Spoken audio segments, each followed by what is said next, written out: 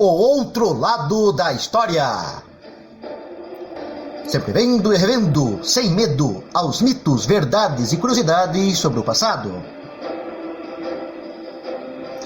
Programa 19. General Carneiro e a surpreendente história de um verdadeiro efeito borboleta.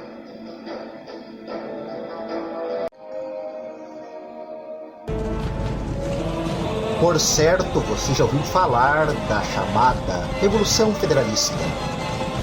Uma terrível guerra civil que de 1893 a 1895 tentou derrubar o então presidente da República, Floriano Peixoto. O que em boa parte não aconteceu devido a um evento chamado de Cerco da Lapa, no caso uma cidade do interior do Paraná, que foi liderada por um certo Antônio Ernesto Gomes Carneiro, mais conhecido como General Carneiro. Quando ele, junto com outros 938 combatentes, atrasou por 26 dias o avanço das forças inimigas, dando assim tempo para que o governo federal então virasse o jogo e vencesse a este conflito. Bem, não interessa que se discutir ter sido bom ou mal Floriano ter vencido a este confronto, que de certa forma se fez ao fim um verdadeiro efeito borboleta. Efeito borboleta? Sim. Não é por acaso o nome de um filme? Mas então o que isso tem a ver com a Revolução Federalista? Tudo? Mas como então? Palma, não priemos cânico. Para entender isso, precisamos ver o que vem a ser um efeito borboleta. Esse termo vem da ideia de que o inocente bater das asas de uma borboleta, nas condições adequadas, pode mesmo começar uma onda de vento que, crescendo lentamente, pode até se tornar um furacão em outro lado do mundo.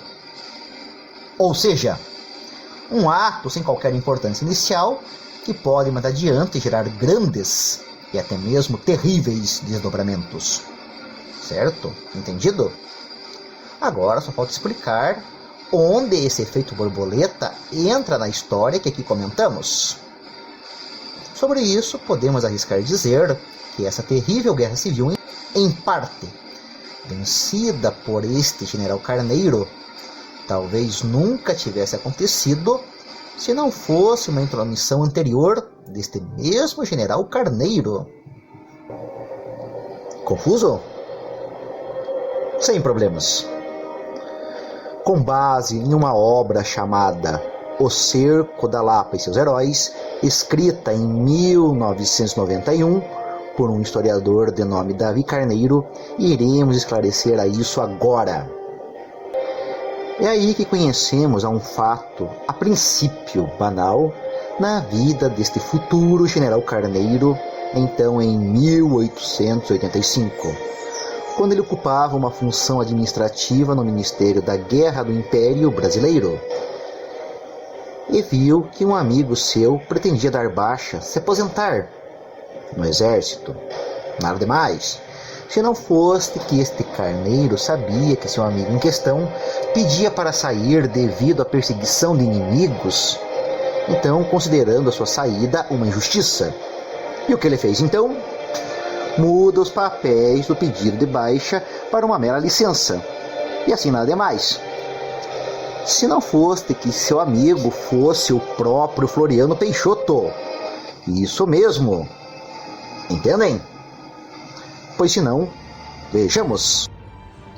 Ao impedir sua reforma, ou seja, sua aposentadoria, Carneiro permitiu, deste modo, sem se dar conta do que aconteceria então 4 anos depois, que Floriano voltasse ativa.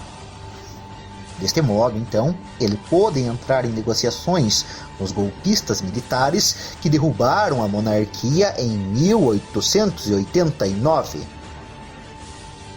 Tanto que seu papel foi muito importante neste evento, já que uma vez como responsável pela guarda do gabinete do primeiro-ministro Visconde de Ouro Preto, ele se recusou a defendê-lo quando Deodoro da Fonseca o atacou e assim facilmente lhe causou a sua derrubada. Um fato que assim entusiasmou os militares e irem além. E foi por esta razão então que ousaram um passo além, quando neste mesmo dia derrubaram então agora o imperador Dom Pedro II, o que por sua vez... Esperemos um pouco. Pensando bem, talvez, minha monarquia tivesse caído se outro militar estivesse no lugar de um Floriano Peixoto, que assim estaria fora da ativa. E deste modo, talvez até mesmo frustrasse ao golpe. Quem sabe? Talvez. Logo, voltemos de onde paramos. Essa colaboração de Floriano no golpe lhe permitiu entrar em negociações políticas posteriores que agora o levam a se tornar vice-presidente do Brasil em 1891.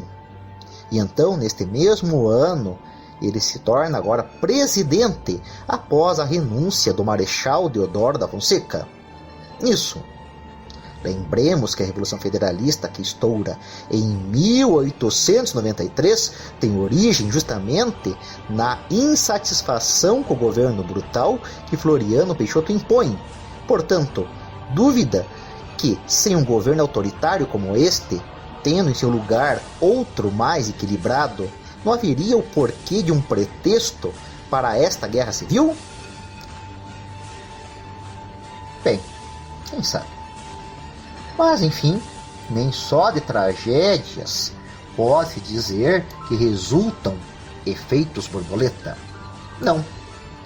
Pois quando Floriano assumiu a presidência, Gomes Carneiro se achava no Mato Grosso, em missão de instalação de linhas de telégrafo que permitiriam uma melhor comunicação com essa região. Precisando de seu amigo para o ajudar nesta guerra que estava prestes a estourar, ele o chama agora, em 1892, para a capital. Nisso, antes de deixar o seu posto, então, Carneiro não pensa duas vezes e insiste para que seu substituto fosse então um discreto tenente chamado Cândido Mariano da Silva Rondon. Hoje é lembrado como Marechal Cândido Rondon, que nesta missão no Mato Grosso, por causa do contato com as populações nativas em seu caminho, irá criar anos depois o Serviço de Proteção ao Índio, SPI, que por sua vez dará espaço à atual FUNAI. Logo, com isso a questão indígena ganha um novo olhar assim. Ou seja, uma série de eventos que talvez, quem sabe, poderiam nunca ter acontecido, ou teriam tido outros contornos. A proclamação da República, a sangrenta Revolução Federalista e o nascimento de uma política governamental de proteção ao índio, que podem ter tido início indiretamente com uma mera mudança de papéis que alterou um pedido de aposentadoria para uma simples licença, a qual, evidentemente, um dia General Carneiro nunca teria como imaginar. Logo, quantas outras grandes guinadas da história podem ter acontecido justamente por efeitos borboletas como este? Ou seja, ações improvisadas, que mostram como o destino se constrói de ações, inclusive as ditas sem importância.